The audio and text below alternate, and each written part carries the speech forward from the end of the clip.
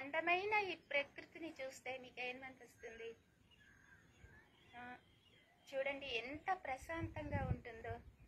ఎన్ని తుఫానులు వచ్చి తుడిచిపెట్టుకుపోయినా, ఎన్ని వేసవులు వేధించినా ఈ ప్రకృతి అయితే మళ్ళీ ఉదయించేసరికి అందంగా వికసిస్తూ చిరునవ్వులు నవ్వుతూ ప్రతి ఒక్క జీవకోటిని స్వాగతిస్తూ ఉంటుంది.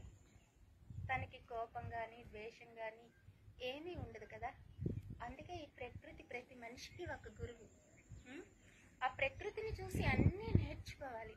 ఎందుకంటే ఎవరు జన్మించినా ఎవరు మరణించినా ఎవరు ఏం చేసినా తనైతే అసహనం పడదు, దేనికి స్పందించదు.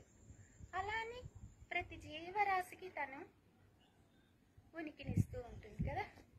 అందుకనే ప్రకృతి తల్లి ఆ భగవంతుడి తరువాత ప్రకృతి ఒక గొప్ప గురువు.